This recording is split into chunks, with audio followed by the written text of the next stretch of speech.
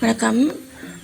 இதில் வந்துட்டு என்ன பார்க்குறோம்னா, நம்முடைய மனது எப்பொழுதும் தியான நிலையில், அதாவது ஒரே சிந்தனையில் செயல்படும் பொழுது தான் நம்முடைய மனம் வந்துட்டு சோர்வாகாது. நம்முடைய மனம் சோர்வாகாமல் இருந்தால் தான் நம்ம வந்து பார்த்திங்கன்னா நம்முடைய உடலும் வந்து சோர்வாகாது.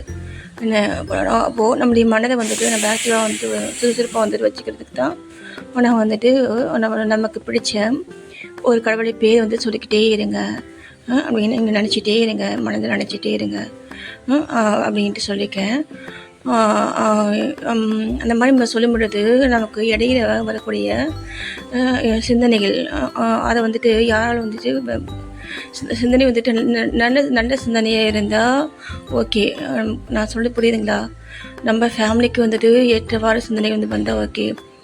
நம்முடைய மனதை வந்து பாதிக்கிற மாதிரி சிந்தனை வந்து வருது, நம்முடைய மனதை பாதிக்கிற மாதிரி சிந்தனை வந்துட்டு வருது அப்படின்னா நம்ம அதை டக்குன்னு வந்து மாற்றணும். அதை எப்படி மாற்றணும் அப்படின்னா, யாரால் அந்த சிந்தனையை வந்துட்டு நம்ம மனதை வந்துட்டு உண்டாகுதோ அந்த பர்சனை நம்ம டக்குன்னு மறந்துடணும். நான் சொல்ல புரியுதுங்களா? அந்த பர்சனை நம்ம மறந்துட்டோம் அப்படின்னா நம்ம வந்து மறந்துடணும். அந்த பர்சனை நம்ம வந்துட்டு மறந்துடணும். மறந்துட்டோம் அப்படின்னா நம்ம மனம் வந்து கெடாமல் இருக்கணும். நம்ம வந்து நல்லாக்க முடியும்.